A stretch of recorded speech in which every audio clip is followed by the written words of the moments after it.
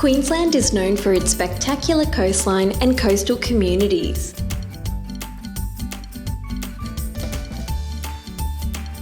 Our coasts support a diverse range of cultural and environmental values and underpin local, regional and national economies. Natural processes such as erosion and seawater inundation have helped shape the coastline we see today. When these processes impact on how we use and enjoy the coast, we often refer to them as coastal hazards.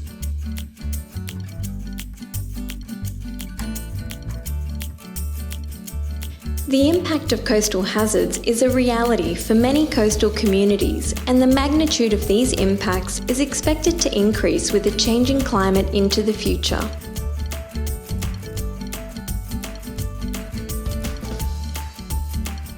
The Queensland Government has created a statewide initiative called the CHAS 2100 program to support proactive planning for the management of coastal hazards across the state. CHAS 2100 provides funding and guidance to local coastal councils to develop long-term strategies to adapt to coastal hazards, both now and into the future, out to 2100. Redland City Council has a plan to mitigate coastal hazards on Redland's coast. Planning to adapt to coastal hazards involves several steps. First, identify areas of our coastal zone that are predicted to be exposed to coastal hazards. Second, to understand which places, assets and values may be vulnerable and at risk.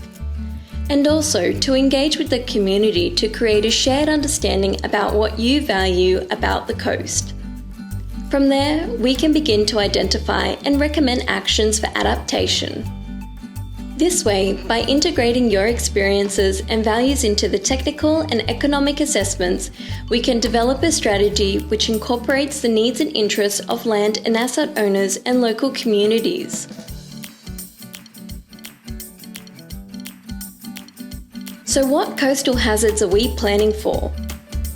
The main hazards of interest include coastal erosion, storm tide inundation, and expanding tidal areas due to sea level rise. We need to plan for how these hazards will affect our communities and the way we use our coastlines.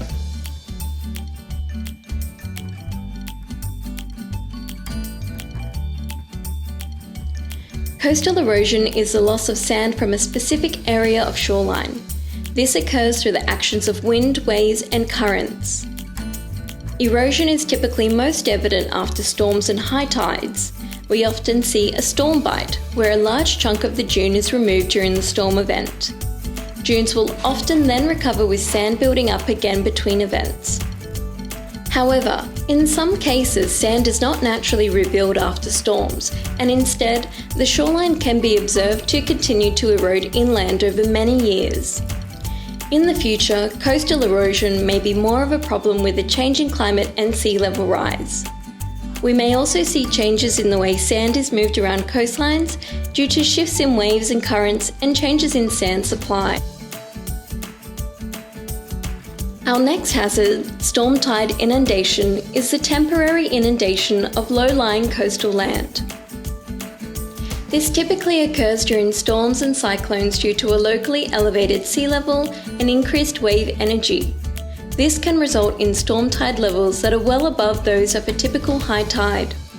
In the future, more coastal areas are likely to be exposed to storm tides, with inundation extending further inland due to a changing climate and sea level rise.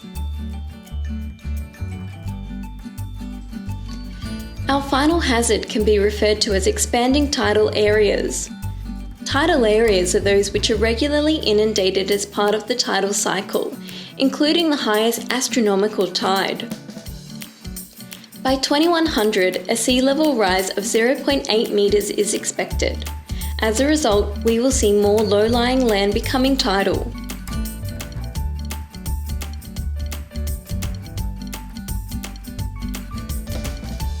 Our first step of adaptation planning is to identify which parts of the coast are likely to be affected by each of these coastal hazards, both now and into the future. Next, we assess the potential impacts on assets and values located in these areas, and the consequence of impacts for communities and ecosystems. This includes potential impacts on social, cultural, economic, and environmental values. All these things are achieved through technical assessments, modelling of different scenarios, and risk assessments. Being aware of and planning for these hazards and their impacts is essential for us to build up the resilience of our coastline and our communities. What do we mean by resilience? Resilience is the capacity of social, economic, and environmental systems to cope with or bounce back to normal conditions following an event or disturbance, while also being able to adapt to changing conditions. Once we have an idea about potential risk to our coastal areas, we can begin to think about options for building this resilience and adapting. There are many ways we can adapt, and these can be grouped into 3 strategic responses: monitoring coastal hazard risk, mitigating the risk through a range of actions, or transitioning the land use to minimise the risk. One way we can adapt is by changing the way we plan our land use. This includes making sure that development, infrastructure, and other land use is appropriate in coastal areas. Another option is to change existing infrastructure. This may include relocating roads or buildings, building resilient homes, or upgrading drainage works. Another adaptation option is to engineer solutions along the coast. Examples include beach nourishment, to increase the volume of sand on beach, barrier structures like seawalls and tidal gates, and offshore solutions to break up wave energy such as mangroves and breakwaters.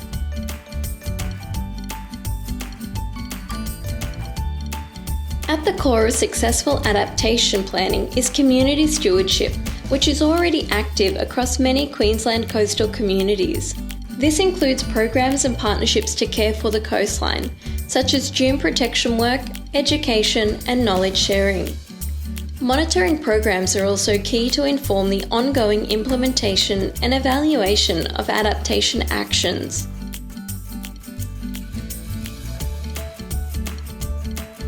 While there are many steps involved in coastal hazard adaptation, community knowledge and values of our coastline are at the heart of this process.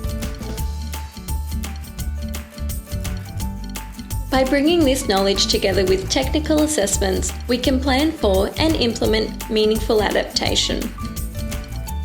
Ultimately, the goal is to foster a sense of shared ownership, shared accountability, and shared responsibility for our coastlines. And this needs the collaboration and support of everyone to best look after our spectacular Queensland coastline. To find out more about the project and how to get involved, please visit the website or contact Council.